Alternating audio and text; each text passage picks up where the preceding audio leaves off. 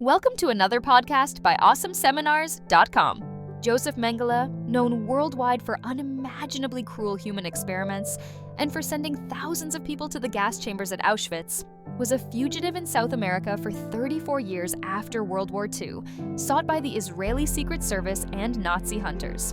Hidden for half that time in Brazil, Mengele created his own paradise, a life where he could speak German, maintain his beliefs, his friends, and his connection with the homeland.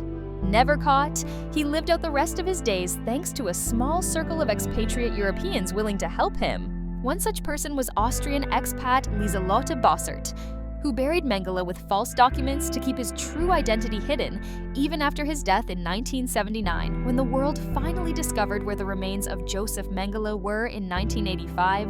Kindergarten teacher Liselotte was escorted from the São Paulo school without further explanation to the students. One 6-year-old, Betina Anton, could not let this mystery go. Decades later, as an experienced journalist, Betina decided to investigate, but when she found Liselotte, she could not imagine how deep this case would take her. On today's podcast, she talks with Neil Lazarus about her new book, Hiding Mengele: How a Nazi Network Harbored the Angel of Death. Sharing your story with us. As I think our listeners are going to hear in a few minutes, what a crazy story. Can you take us back to the beginning of perhaps your early childhood and your memories of the arrest of the kindergarten teacher before you even knew what was going on, just your earliest memories? Hi, Neil. So thank you very much for having me. It's a pleasure to be here and talking to you about this book. And yes, actually, this book starts with my earliest memories. From my kindergarten teacher. She was called Tante. I called her, and all my friends called her Tante Liselotte. She was an Austrian. She was middle-aged, I don't know, maybe 50 at the time. And she was very kind to us. She spent the whole day with us, like kindergarten teacher, was the main teacher, the only teacher, our reference. And I went to a German school here in São Paulo. And yeah, this was it. It was a very safe place for me, very normal. This was my routine as a child. I remember us like playing around, all these flowers, the grass, the big windows from my class, how my teacher protected me when I didn't want to play with other children, and so on. So she was pretty normal, this kindergarten. And then the day she was arrested, do you remember that? Actually, she suddenly disappeared from school. So she just disappeared. No one knew what had happened. Actually, she disappeared from school. And what we knew was that something very bad had happened. And all the adults were mentioning the name Mengele. And of course, I had no idea who he was, but I was sure that something very bad had happened and that this guy was evil and that my teacher had done something very, very bad, something very wrong, but I didn't know what she had done. And then we lost our teacher, and this was the main part for me at that time. But this story always kept in my mind, and I wanted to know what happened and so on, and why she did what she did, and what Mengele did as well. Because I didn't. When did it become apparent? When did it become apparent to you, the story? And can you relate what she was found guilty of? For those people who haven't yet read your book. What was the process of discovering that? So I'm sorry, the process of discovering that Mengele was here in Brazil? Was in Brazil, and the involvement of your kindergarten teacher. Yes, sure. So Mengele died here in Brazil, in Bertioga. That's a beach close to me, 2 hours drive. It's very common to go like to Bertioga here for us. Brazil, it's a huge country, so 2 hours drive, it's pretty close.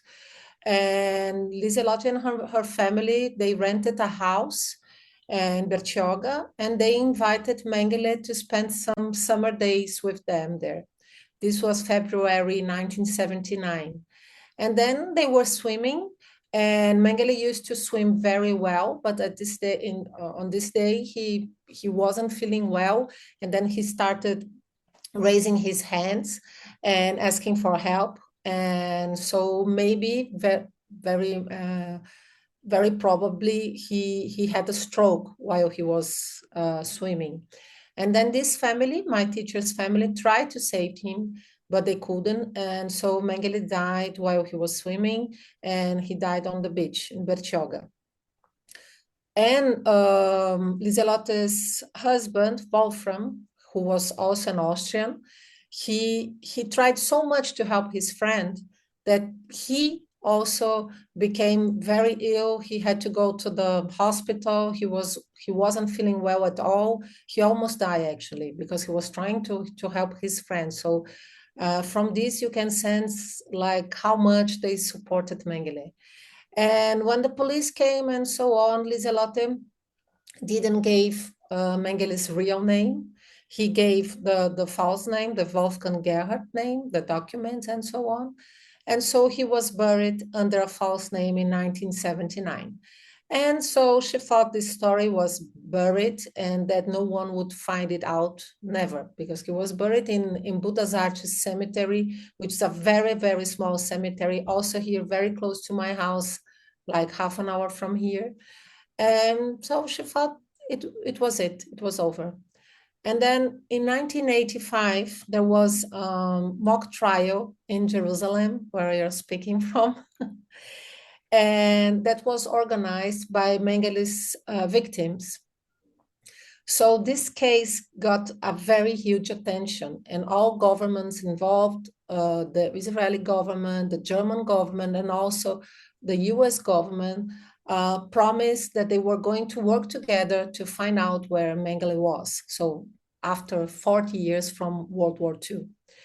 So all these police forces and all investigators came together, and after 2 or 3 months, I think, the German police got the report that Mengele was in Brazil, and that he was maybe living. They weren't sure if he was still alive or if he was dead. Here in Brooklyn. Brooklyn is a neighborhood like 3 kilometers from my house.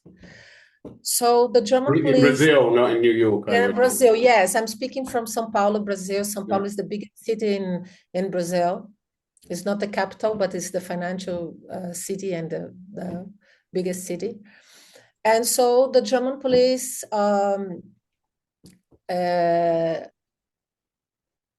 had a phone call to the Brazilian federal police, and then they came to this Brooklyn neighborhood, and they got to my teacher's house, Liselotte's house, and they were asking for Mengele. And then she told them, he's dead like for 6 years, and he's buried in this Embu cemetery.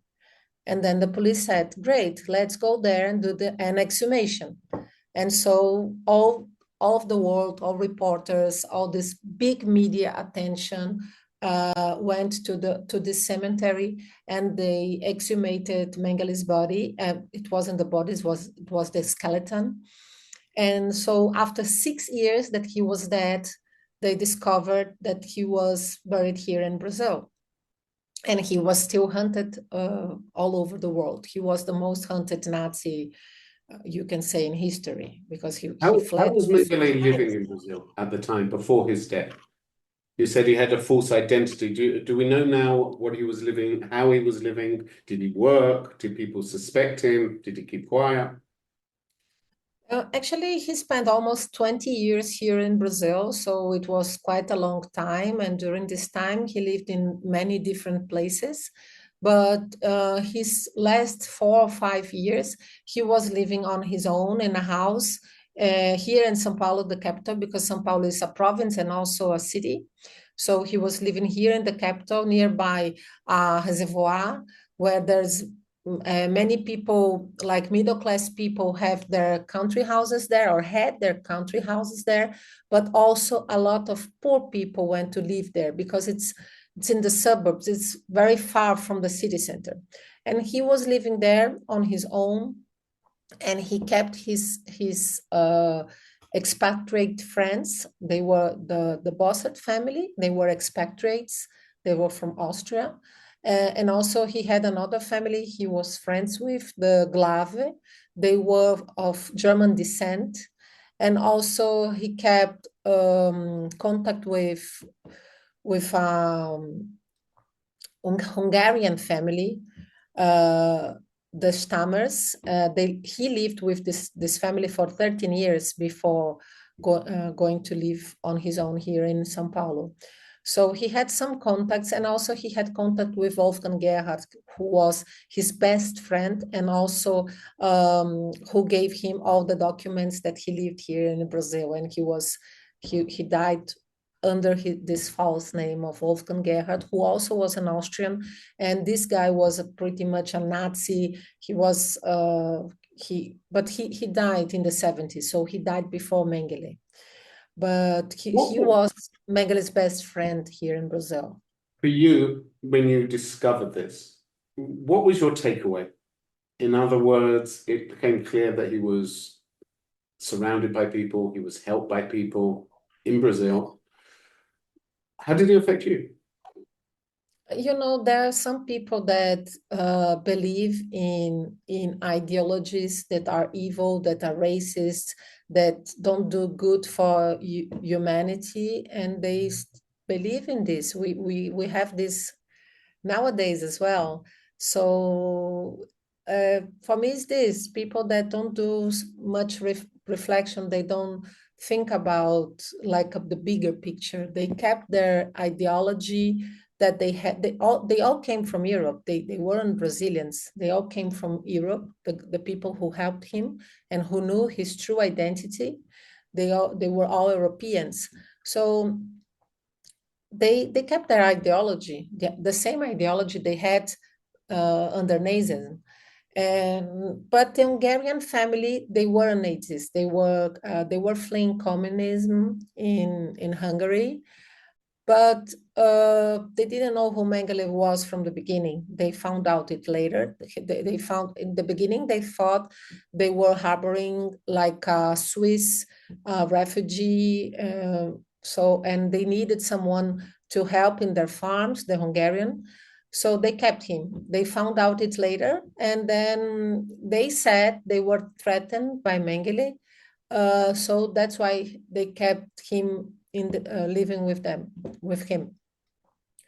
But during my research, I found out that it wasn't just like that. They had also a financial relationship. Like for example, Mengele helped to buy one of the farms that they used to live in Serra Negra. It's a town in the countryside. So Mengele gave money to buy this property. And also they had some business together, Mengele and this Hungarian family. This was something that the Brazilian Federal Police didn't investigate at the time. This is a pity. But we have some hints from the letters that Mengele wrote during the period he was living here in Brazil, and also the letters that he received during this period, like in the last year, in the 70s. What was perhaps one of the most surprising documents you discovered during your research to write your book? I think the letters, yes, of course. Also the Mossad archive, they were opened in Jerusalem in 2017. This was super great, but you also have access to this. But something that I had access that were the letters. And these letters were forgotten in the Federal Police Museum in Brasília, which is Brazil's capital. And there were dozens of letters. And from these documents, you have a great insight of Mengele's last years here in Brazil, like the way he fought, the way he had his relationship to his friends, his fears, the things he liked to do. And there are even some funny things, like he says that he loved soap operas, and soap opera is something very, very Brazilian. And he reveals that he watches all three soap operas that went on television at that time, from 6 o'clock, 7 o'clock, and 8 o'clock. So you imagine this war criminal watching soap television. operas, something very weird. Yeah, it's very much that concept of the banality of evil, where someone is evil, yet at the same time continues with normality and everyday activity, like watching soap operas. How crazy! That must have been a crazy discovery. How did you feel? Actually, many people raise this aspect of the banality of evil. I don't put this in my book, but I think like after reading all his letters and so on, you can sense like the complexity of human beings, because he was evil. He did some horrific things, and at the same time he could do some very common things. So you just think, how can the same person do both things? Like, how can he be in peace after all he did, you know? And while I was reading all his letters, I was trying to find some part where he regretted what he did, or some comments about, you know, I cannot sleep at night because of what I did in Auschwitz on that day or on that night. But he doesn't mention anything about this, you know. So this is, you know, this is so crazy. You think it cannot be it seems it's not the same person, but it is. And something you can feel from the letters is that he kept his racist views until the end of his life. And here in Brazil, he didn't meet many Jews, but he kept his racist views against the Black people. And Black people, there are a lot of people, Black people here in Brazil.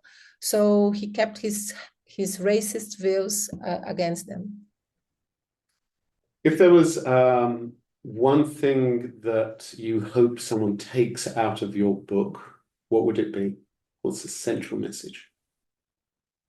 I think I learned a lot with what I research. There are many aspects you can learn from the book, like since the medicine in the Third Reich, you can learn about Auschwitz, you can learn about the Nazis in Latin America and so on, and their network. But what I think it's the most important part is that the victims, Mengele victims, they didn't forget what he did. Even when justice didn't do anything in many countries, in Germany, in Israel, or in the US, or even Poland, they didn't manage to do anything. The victims didn't forget what this war criminal did. So I think this is the most important message. I think war criminals cannot go unpunished. And this what happened to Mengele. And the world only found out that he was buried here in Brazil because of the victims. As I said before, this mock trial organized by Mengele's victim was what gave momentum for his search. And that's why the police found out that he was buried here in Brazil. If it wasn't for the victims, we wouldn't find out that he was buried here in Brazil, and we would never know the end of Mengele. So nowadays we have a lot of war criminals, for example, Putin, and now Bashar al-Assad, for example. So I think these people cannot go unpunished, and the victims must be heard. On that, thank you very much for sharing your story. I'm sure all of our listeners are going to be rushing to buy the book, and details of how you can get it. And it's now in how many languages, did you say? It's been translated? 13 languages. It was published in the US, Brazil, Portugal, Netherlands, Hungary, Poland, and it will be also translated to many other languages like Russian, Italian. So I'm very happy about that. So good luck with the book. I think it's an important contribution. Thank you for being with us. And all the details of the publisher, etc., we'll put below this podcast. So thank you. Thank you again. Thank you very much, Neil.